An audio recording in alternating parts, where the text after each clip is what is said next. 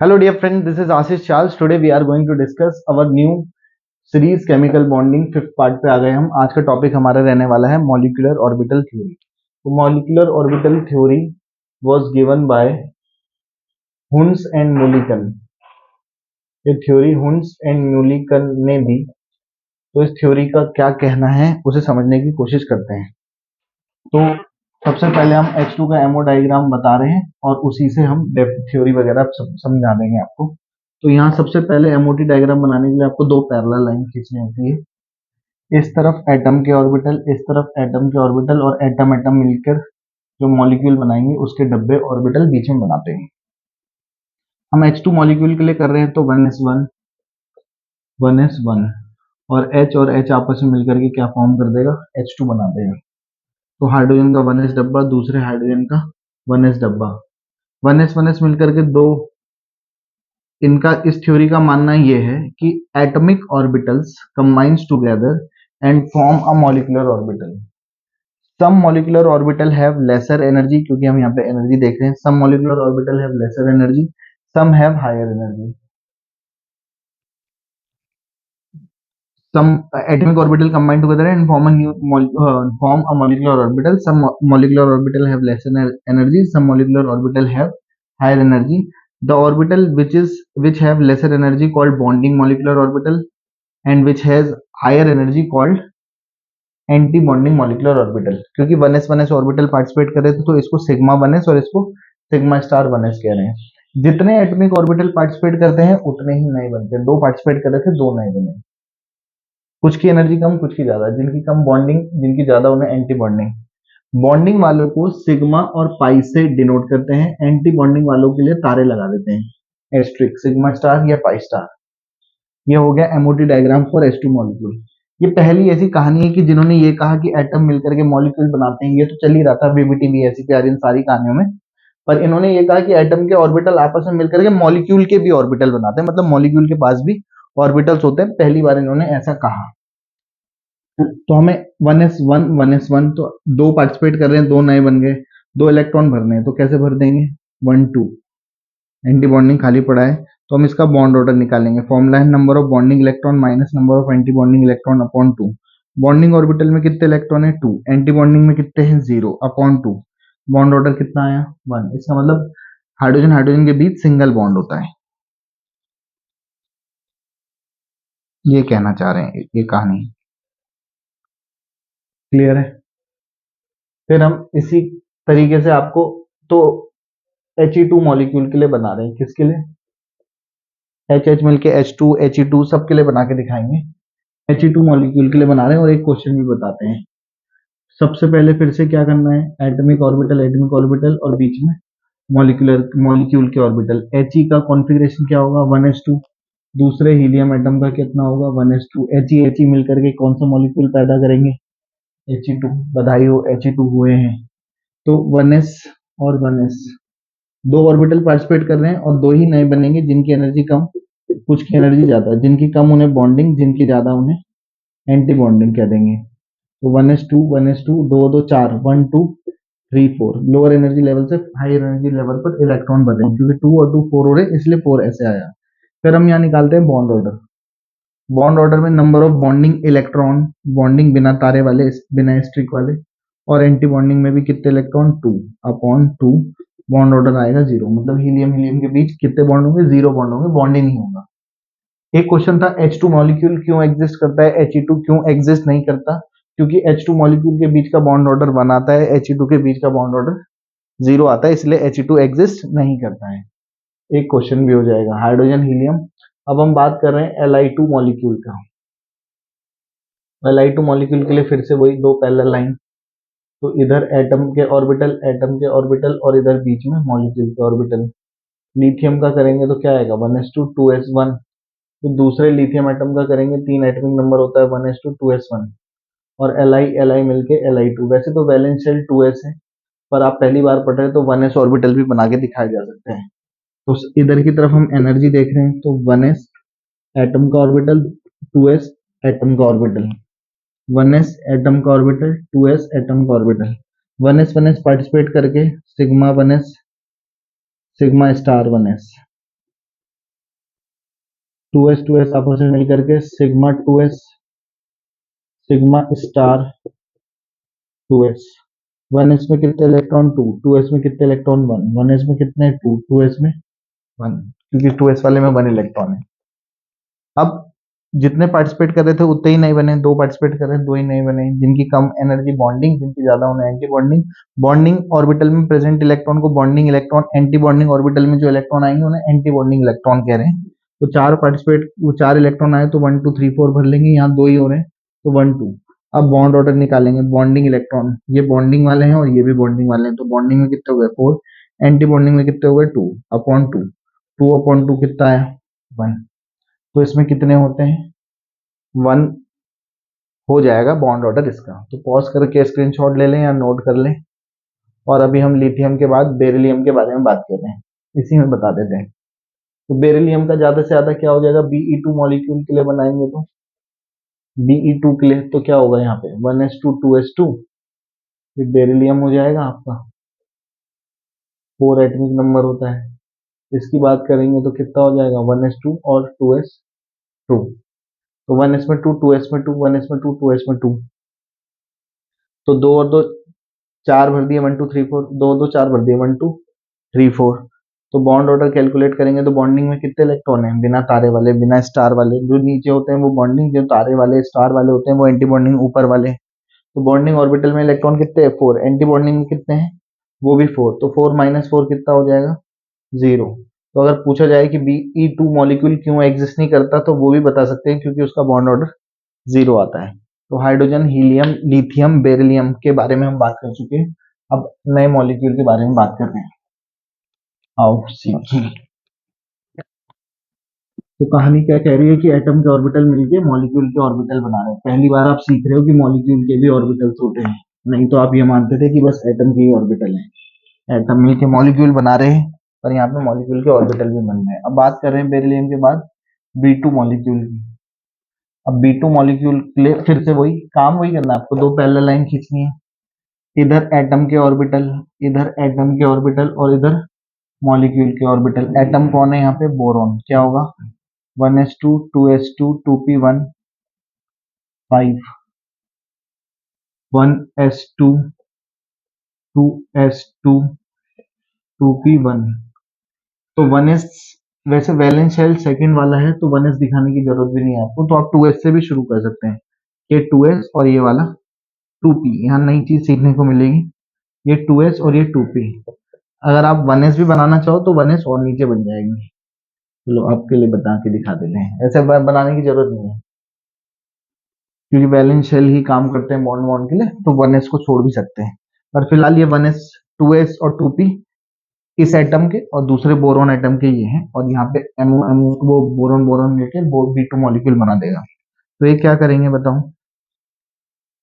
Atom के डब्बे मिलकर के मॉलिक्यूल के ऑर्बिटल बना रहे हैं, sigma 1s sigma star 1s। दो पार्टिसिपेट कर रहे थे, दो भी नए बने, कुछ की एनर्जी कम कुछ की ज्यादा, जिनकी कम बॉन्डिंग जिनकी ज्यादा उन्हें एंटी बॉन्डिंग। तो 2s मिलके सिग्मा 2s और सिग्मा स्टार 2s बना देंगे, जैसे अभी तक बना ही रहे थे, इधर भी बनाया हमने। अब 2p भी हैं इसमें, उनमें नहीं थे। तो अब तीन और तीन कितने पार्टिसिपेट कर रहे हैं 6, तो नए भी कितने बनेंगे 6, क्योंकि number of atomic orbital equal to number of bonding orbital भी इसकी एक कहानी का नियम है।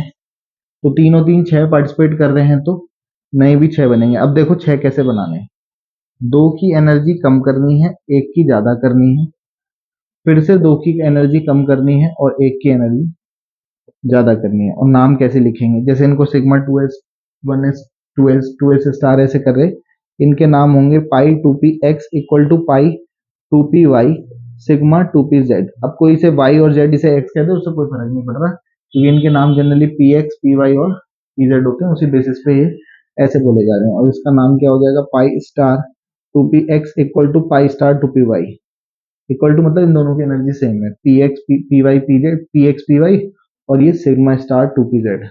तो दो डब्बे नीचे एक डब्बा ऊपर बनाते हैं, बस ये ध्यान रखें। तो 1s में 2, 2s में 2, 2p में 1, 1s में 2, 2s में 2, 2p में 1, और दो दो चार कैसे भरेंगे 1 2 3 4, दो दो चार 1 2 3 4, दो 1 और 1 2। तो अब हम इस मॉलिक्यूल का क्या निकाल रहे हैं बॉन्ड ऑर्डर। बॉन्डिंग में electron, number of bonding electron minus number of anti bonding electron upon two. Bonding electron मतलब नंबर ऑफ बॉन्डिंग ऑर्बिटल में जो इलेक्ट्रॉन है, ये बॉन्डिंग है बिना तारे वाले, बिना तारे वाले, बिना तारे वाले। तारे मतलब स्टार से, मतलब एस्ट्रिक से। दो दो चार पाँच छः, कितने हैं बॉन्डिंग? एंटी बॉन्डिंग में कितने? दो और दो चार, upon two. Six minus four कितना आएगा? टू अपॉन टू, कितना आ रहा है? वन। तो बी टू बोरॉन के बीच में जो बॉन्ड होंगे वो एक बॉन्ड होगा बोरॉन बोरॉन के बीच में। पॉज करके स्क्रीनशॉट ले लें या साथ में बनाएं। बोरॉन के बाद नेक्स्ट मॉलिक्यूल क्या होगा? Hydrogen, helium, lithium, beryllium, boron, carbon. तो कार्बन का दिखा देते हैं। तो कार्बन का क्या होगा? बस यहाँ पे 1:2:2p2 हो जाएगा, और क्या फर्क पड़ेगा? 1:2:2p2 हो जाएगा, और ये क्या बनेगा? C2। वैसे तो C2 मॉलिक्यूल दुनिया में पाया नहीं जाता, पर बना रहे हैं। कार्बाइड C2 नेगेटिव पाया जाता है, पर C2 मॉलिक्यूल के लिए बना रहे हैं। बनाएंगे तो ऐसे ही बनेगा, दो दो इलेक्ट्रॉन और आ जाएंगे, और क्या फर्क पड़ेगा? तो दो दो चार भरने हैं, तो अब कैसे भरेंगे? 1 2 3 और 4, लोअर से हाई में जाएंगे। तो अब बॉन्डिंग में कितने हो जाएंगे? दो दो चार और चार, 8 हो जाएंगे। यहाँ पे दो बढ़ गए। एंटी बॉन्डिंग में तो कुछ नहीं बढ़े, तो एंटी बॉन्डिंग के चार ही रहेंगे। तो 8 - 4, 4/2 आएगा, जो कि आ जाएगा 2। तो C2 के लिए कितना हो जाएगा ये? 2। अब कार्बन के बाद कौन आता है? नाइट्रोजन। तो नाइट्रोजन में क्या फर्क पड़ेगा बताओ? आप लोग तो मिटा मिटा के बनाते रहे हैं, पूरा पूरा प्रॉपर सब एलिमेंट के लिए, सब मॉलिक्यूल के लिए। 2p3 और N N मिल के आज क्या बन जाएगा? N2 मॉलिक्यूल बन जाएगा। ठीक। अब जब N2 के लिए बनाएंगे तो क्या हो जाएगा? 2p3 ये फर्क पड़ेगा, और क्या फर्क पड़ेगा? तो अब 6 इलेक्ट्रॉन आ जाएंगे। 1 2 3 4 5 6, 1 2 3 1 2 3 6 हो गए। 1 2 3 4 5 6। तो अब बॉन्डिंग में कितने हो गए होंगे? 10। एंटी बॉन्डिंग में कितने हो गए होंगे? 4। 6 माइनस 10 - 4 6/2, जो कि कितना आएगा? 3। इसका मतलब नाइट्रोजन नाइट्रोजन के बीच ट्रिपल बॉन्ड होता है। नाइट्रोजन मॉलिक्यूल बहुत ज्यादा स्टेबल क्यों होता है? क्योंकि उनके बीच 3 बॉन्ड होता है। ये भी एक क्वेश्चन पूछा जाता है। N2 ज्यादा मात्रा में पाई जाती है नेचर में 78%, बाकी गैसेस बहुत कम कम अमाउंट में पाई जाती है।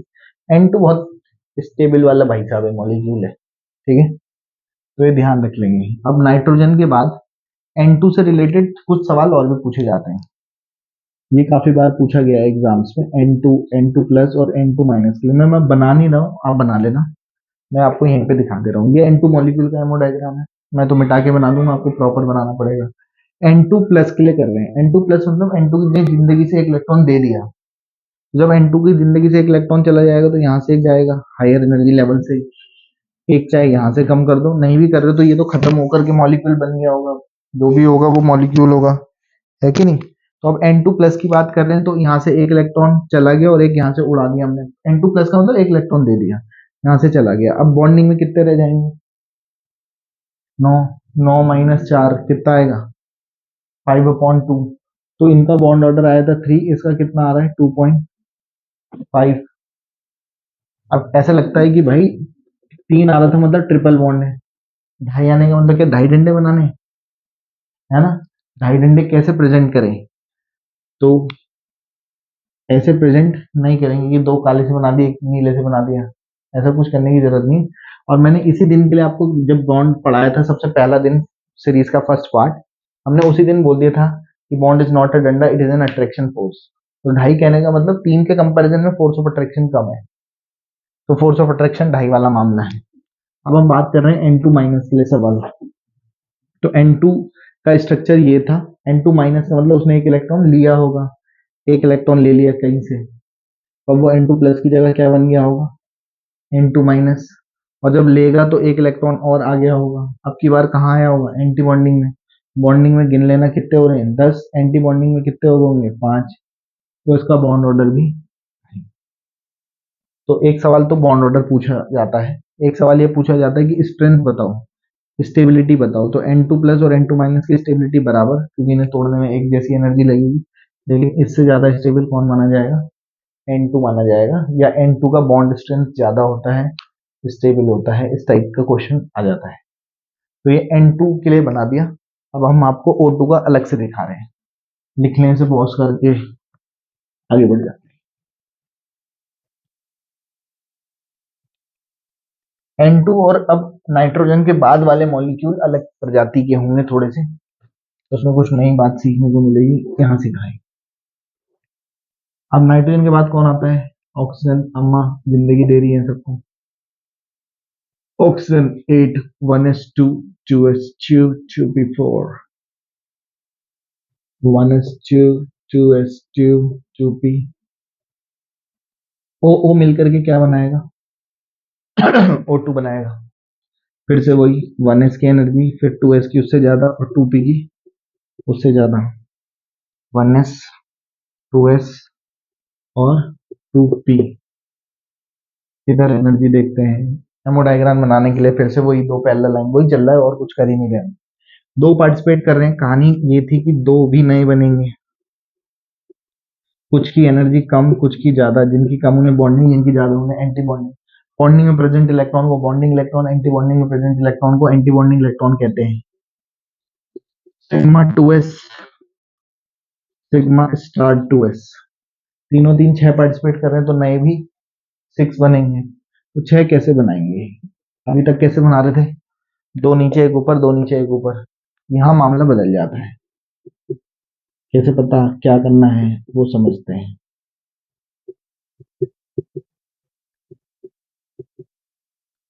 Sigma 2p z pi 2p x equal to pi 2p y, pi star 2p x equal to pi star 2p y और सिग्मा स्टार 2p z।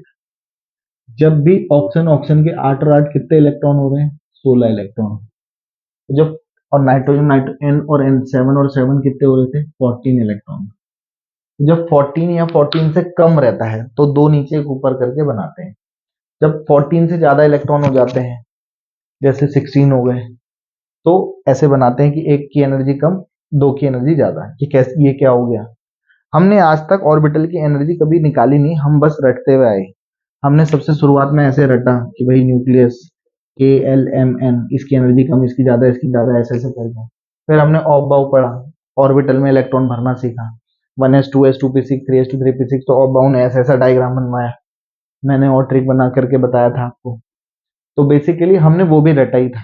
हम एनर्जी कभी भी ऑर्बिटल की कैलकुलेट नहीं करी। यहाँ पर भी ऑर्बिटल में जब 16 से ज्यादा इलेक्ट्रॉन होने लग जाएंगे, 14 से ज्यादा सॉरी, तो एक नीचे दो ऊपर बनाते हैं, और 14 या 14 से कम रहते हैं तो ऐसे बनाते हैं। अच्छा एक बात, N2 माइनस के पास तो 15 इलेक्ट्रॉन होंगे ना? 7 7 14, N2 माइनस मतलब एक इलेक्ट्रॉन लिया होगा तो 15 हो गए होंगे। 14 से ज्यादा है फिर तो इसको नीचे और इसको ऊपर बनाना चाहिए था। ऐसे नहीं करते हैं। बेस कंपोनेंट नाइट्रोजन है, नाइट्रोजन का ही बनाते हैं। N2 प्लस N2 माइनस में वाला लॉजिक नहीं चलाते, तो मॉलिक्यूल्स के लिए चलाते हैं, आयंस के लिए नहीं चलाते। पर फिलहाल यहाँ पे 16 इलेक्ट्रॉन हो गए, 14 से ज्यादा है तो एक नीचे दो ऊपर बनाते हैं। अब इलेक्ट्रॉन भर लेंगे। कैसे करेंगे? 1s2 2s2 2p4 1s2 2s2 2p4। दो और दो चार, 1 2 3 4 1 2 3 4, चार चार आठ, 1 2 3 4 5 6 7 8। ऐसे पेयर नहीं कराएंगे, हमने कहा था पहले सिंगल सिंगल भरना। तो अब इसका इस मॉलिक्यूल का बॉन्ड ऑर्डर निकालेंगे तो क्या आएगा? Number of bonding electron minus number of anti bonding electron upon 2। Bonding बिना तारे वाले डब्बे, एंटी बॉन्डिंग तारे वाले डब्बे।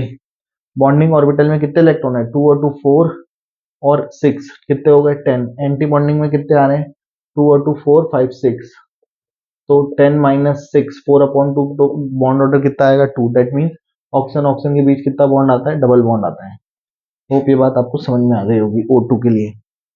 O2 मॉलिक्यूल के पास, अच्छा एक बात और, कि अगर मॉलिक्यूलर ऑर्बिटल में अनपेयर इलेक्ट्रॉन प्रेजेंट होंगे या एब्सेंट हो सकते हैं। एटमिक ऑर्बिटल में नहीं बोल रहा, एटमिक ऑर्बिटल में नहीं बोल रहा, मॉलिक्यूलर ऑर्बिटल में बोल रहा हूँ। तो मॉलिक्यूलर ऑर्बिटल में अनपेयर इलेक्ट्रॉन प्रेजेंट होगा तो वो कलरफुल माना जाएगा और उसकी मैग्नेटिक प्रॉपर्टी पैरामैग्नेटिक मानी जाएगी। और अगर अनपेयर इलेक्ट्रॉन एब्सेंट हुआ तो वो डायमैग्नेटिक माना जाएगा और कलर प्रॉपर्टी कलरलेस होगी। तो O2 के पास अनपेयर इलेक्ट्रॉन प्रेजेंट है। इसका O2 का MOT डायग्राम में दो अनपेयर इलेक्ट्रॉन प्रेजेंट है। तो एक कलरफुल होता है, पैरामैग्नेटिक होता है। एक क्वेश्चन पूछा जाता है कि ऑक्सीजन ब्लू कलर का होता है क्यों? यही VBT VSEPR की कमी है जो MOT बता रहा है, VBT VSEPR नहीं बता पा रहे थे। और इसकी खासियत भी है कि आप ये कलर और मैग्नेटिक प्रॉपर्टी के बारे में बात कर सकते हो। जैसे N2 माइनस के पास एक अनपेयर इलेक्ट्रॉन है, तो ये भी कलरफुल पैरामैग्नेटिक हो जाएगा, एब्सेंट होंगे तो कलरलेस डायमैग्नेटिक हो जाएगा।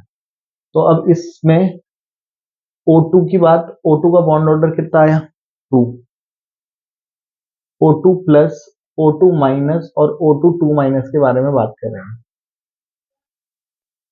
O2 प्लस, O2 प्लस का मतलब क्या है, O2 ने अपनी जिंदगी से एक इलेक्ट्रॉन बाहर फेंक दिया होगा, यहाँ से एक इलेक्ट्रॉन दे दिया, एक कहीं से भी निकाल दो, चाहे यहाँ से चाहे यहाँ से, आपकी मर्जी है।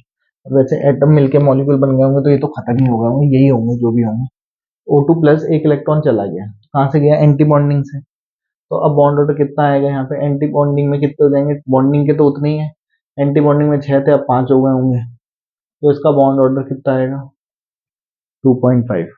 अगर हम O2 माइनस की बात करें तो O2 का तो ये है, जो कि यही था। O2 माइनस का मतलब एक इलेक्ट्रॉन ले लिया होगा तो यहाँ पे ले लेगा, तो एंटी बॉन्डिंग में एक बढ़ गया होगा, तो 6 से क्या हो गया होगा, ये 7 हो गया होगा, हाँ या ना।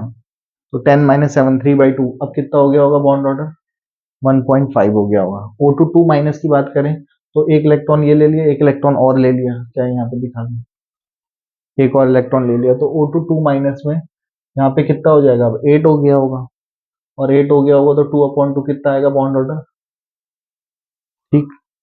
अब मैं आपको बता दूं कि ये तो O2 प्लस और O2 माइनस, O2 माइनस को सुपर ऑक्साइड भी कहते हैं, क्या कहते हैं, और इसको परऑक्साइड भी कहते हैं।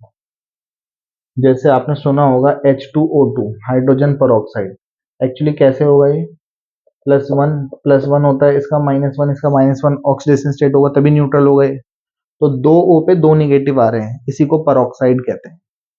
अगर हम एग्जांपल लें KO2 का, तो जब K है हेलिने की रूपी से फ्रेंडशिप +1 ऑक्सीडेशन स्टेट शो करते हैं फर्स्ट ग्रुप के, तो उसके रिस्पेक्ट में O2 पे -1 चार्ज आया होगा, तो ये सुपर ऑक्साइड है, पोटेशियम सुपर ऑक्साइड है इसका नाम, क्लियर है।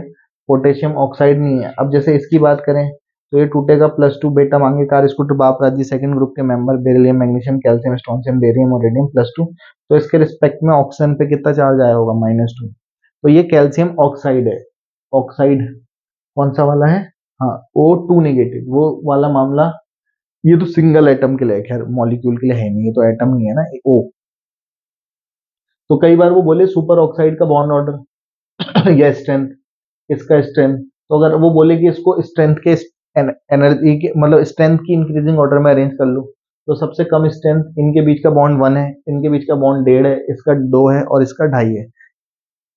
किसी भी पेपर में N2 N2 plus N2 minus O2 O2 plus O2 minus O मतलब इनके लिए ही सवाल पूछा जाता है, बाकी किसी के लिए पूछा ही नहीं जाता। अगर पूछा जाता है तो हाइड्रोजन हीलियम के लिए स्पेशली, या फिर बेरिलियम के लिए भी पूछ लिया जाता है क्योंकि उसका बॉन्ड ऑर्डर भी 0 आया था। अदरवाइज बाकी कुछ नहीं पूछा जाता है, मोटे डायग्राम में यही पूछा जाता है।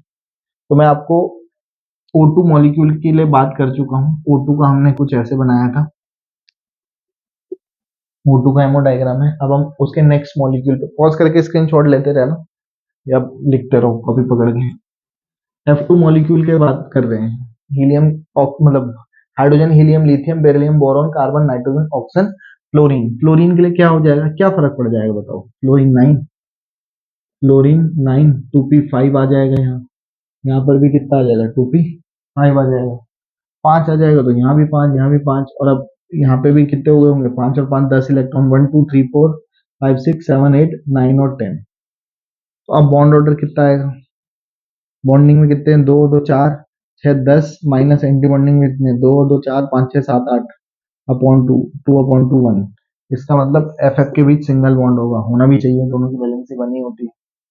नियॉन के लिए आप कर लेना, एम नियॉन के लिए क्या हो जाएगा 2p6 तो यहाँ पे भी 6 यहाँ पे भी, तो 1 2 3 4 5 6 7 8 9 और 10, तो बॉन्डिंग में भी 10 एंटी बॉन्डिंग में भी 10 अपॉन 2 0, तो बॉन्ड ऑर्डर नियॉन का कितना आने वाला है 0 आने वाला है, क्लियर है, ठीक है, कोई डाउट, ठीक।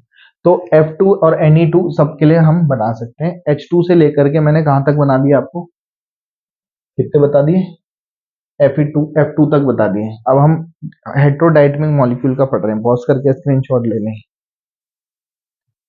अब हम बात कर रहे हैं हेट्रोडाइटमिक मॉलिक्यूल के एमोडाइग्राम की, तो हम CO मॉलिक्यूल के लिए पढ़ रहे हैं, कार्बन मोनोऑक्साइड का।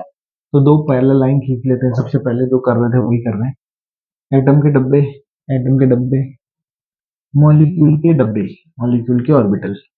इधर एक एटम कार्बन है 1s2 2s2 2p2। ऑक्सीजन का 1s2 2s2 2p4। 1s उससे ज्यादा एनर्जी 2s और उससे ज्यादा एनर्जी 2p की होती है। 1s 2s और 2p की एनर्जी उससे कम है। अच्छा, आप देख रहे होंगे कि मेरे ऑक्सीजन के डब्बों की एनर्जी मैंने थोड़ा नीचे बनाया है, क्योंकि जो इलेक्ट्रोनेगेटिव होता है दोनों हेट्रो होमोएटमिक नहीं है, दोनों हेट्रोएटमिक है, अलग अलग एटम है, तो दोनों की एनर्जी अलग होती है। तो जो इलेक्ट्रोनेगेटिव वाला होता है उसकी एनर्जी थोड़ी कम होती है, इसलिए ऑक्सीजन के डब्बे नीचे बने हैं। बात तो वही है, 1s पार्टिसिपेट कर रहा है तो अब क्या बनाएगा बताओ। Sigma 1s, sigma star 1s, sigma 2s, sigma star 2s। अब ये पार्टिसिपेट कर रहे हैं तो ये कैसे बनेगा बताओ।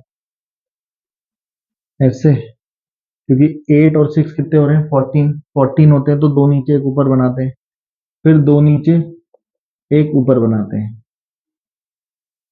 अब मैं आपको एक काम की बात, स्पेशल बात जो हमने सीखनी है वो इम्पोर्टेंट है। बहुत सारे टीचर्स ऐसे भी पढ़ा देते हैं, और वैसे कायदे से ये तरीका सही नहीं है, क्योंकि कुछ और मामला भी है। तो मैं इनके नाम लिख लेता हूँ फिर सही करके बनाता हूँ। Sigma 2p z pi star 2p x equal to pi star 2p y sigma star 2p z। तो ये इसकी एनर्जी यहाँ ना हो करके यहाँ होती है।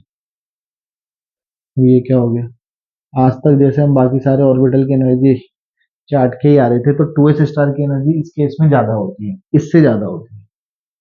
तो 1s में कितने बनने थे 2, 1s में 2, यहाँ पर भी 4 इलेक्ट्रॉन भर लेंगे। 2s में 2, इसके 2s में भी 2, 1 2 3 4 यहाँ भरेंगे। अब 4 ये है और 2 ये हैं, 6 इलेक्ट्रॉन है, तो 1 2 3 4 5 और 6 होता है। तो अगर मैं इसका बॉन्ड ऑर्डर निकालूंगा तो बॉन्ड ऑर्डर कितना आएगा, इधर कर लेते हैं। बॉन्ड ऑर्डर निकालेंगे तो बॉन्डिंग इलेक्ट्रॉन 2 तो 4 और 6 10, बॉन्डिंग में 10 इलेक्ट्रॉन है। एंटी बॉन्डिंग में 2 और 2 4 अपॉन 2 6 अपॉन 2 3, तो सी और ओ के बीच ट्रिपल बॉन्ड आता है। लेकिन एक्चुअली में होता क्या है कि इसके पास भी लोन पेयर होता है, इसके पास भी लोन पेयर होता है, क्योंकि कार्बन 1 2 3 4 1 2 3 4 5 6 शेयरिंग शेयरिंग, इसने अपना लोन पेयर देके कोऑर्डिनेशन बॉन्ड बनाया होगा। तो ऑक्सीजन के पास भी लोन पेयर होता है, कार्बन के पास भी हो सकता है, ये भी दे सकता है, ये भी दे सकता है, पर कार्बन ही अपने लोन पेयर को देता है, ऑक्सीजन नहीं देता है। तो ये बाइडेंटेड एम्बिडेंटेड लिगेंड नहीं है, मोनोडेंटेड है। मोनोडेंटेड मतलब एक डोनेट करने वाला। ऐसा क्यों है, क्योंकि एक्चुअली में आप ध्यान दे रहे होंगे कि कार्बन के डब्बे ऊपर है, ऑक्सीजन के डब्बे नीचे हैं, तो नीचे बॉन्डिंग वालों पर हक अधिकार कंट्रीब्यूशन ऑक्सीजन वालों का होता है, लेकिन जो ऊपर वाले डब्बे हैं उन पर हक अधिकार या कंट्रीब्यूशन कार्बन वालों का होता है। तो 2s स्टार की एनर्जी सबसे ज्यादा होती है, तो कार्बन ही अपने लोन पे इलेक्ट्रॉन डोनेट करता है, ऑक्सीजन नहीं करता है, इसलिए ये एक मोनोडेंटेड लिगेंड है। 12th में काम आ जाता है ये बात, बाकी कॉम्पिटिटिव में नीट वगैरह में। तो कार्बन मोनोऑक्साइड एक एम्बिडेंटेड लिगेंड नहीं है, मोनोडेंटेड है, उसकी वजह यही होती है। आगे बढ़ जा रहे हैं, एक लास्ट मॉलिक्यूल के बारे में बात करने जा रहे हैं, HF। एटम के डब्बे, एटम के डब्बे और बीच में मॉलिक्यूल के डब्बे। HF मॉलिक्यूल के लिए बोल रहे हैं तो 1s1, F की बात करें तो 1s2 2s2 2p5, और H और F मिलकर के कौन सा मॉलिक्यूल बना रहा हूँ, HF। जैसे यहाँ पे किसके बारे में बात कर रहे हैं, कार्बन मोनोऑक्साइड की। अच्छा, थोड़ी देर के लिए समझने की कोशिश करते हैं बीबीटी से कि 1s2 2s2 2p5 रहा होगा। 1s तो दिखाने की जरूरत नहीं है, वैलेंस नहीं है, तो 2s2 2p5। इसके पास एक अनपेयर इलेक्ट्रॉन है, वैलेंसी भी एक है। हाइड्रोजन के 1s डब्बा होता है, तो वो इससे ओवरलैप करके सिग्मा बॉन्ड बनाता होगा। इस बात से समझ में आता है कि इसका ऑर्बिटल इसके ऑर्बिटल से ओवरलैप करके बॉन्ड बना रहा है, मतलब हाइड्रोजन का s और इसका p ऑर्बिटल ओवरलैप करके बॉन्ड बना रहा है। तो हाइड्रोजन का 1s ऑर्बिटल हो गया, तो फ्लोरीन के लिए 1s 2s और 2p। इन इलेक्ट्रोनेगेटिव वालों की एनर्जी कम होती है, और इतनी कम होती है कि इसकी 2s 2p की 1s से भी कम होती है। तो आपको समझ में आ रहा होगा कि बॉन्ड बनने के लिए इसका p लगा होगा और इसका s ऑर्बिटल लगा होगा, हाँ या ना, इस बात से समझ में आ पा रहा होगा।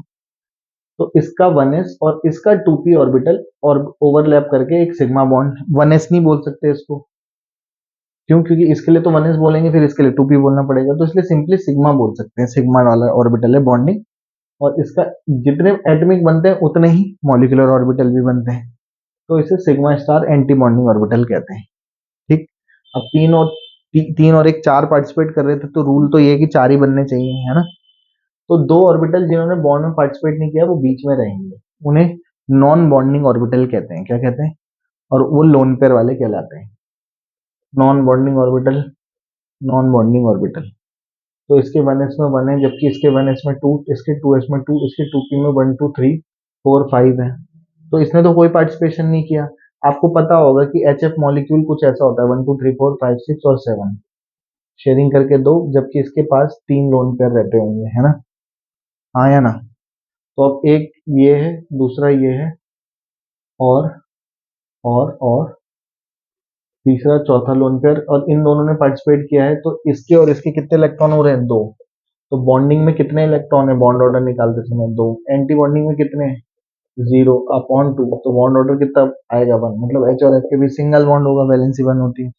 पर अगर देखा जाए तो कितने लोन पेयर निकल रहे हैं इस डायग्राम से? कितने निकल रहे हैं? 1 2 3 और एक 4। ऐसा क्यों? ऐसा तो होना नहीं चाहिए। एक्चुअली हमने यहाँ पे 1s का पार्टिसिपेशन ही नहीं कराया। नॉन बॉन्डिंग या लोन पेयर वाले कितने ही होते हैं? तीन ही होते हैं। ये तो 1s है, बैलेंस का है ही नहीं, इसे काउंट नहीं करेंगे। तो तीन लोन पेयर इलेक्ट्रॉन होते हैं एचएफ मॉलिक्यूल में, और ये एचएफ का एमओ डायग्राम भी हो गया। इसी के साथ में आपको H2 से लेकर के नियॉन तक और CO और HF हेटेरोडायटमिक मॉलिक्यूल में इन दो के बारे में बात कर चुके हैं। बाकी जी लो, help phone. Have a good day, goodbye, good night, शुभ रात्रि। Thank you so much.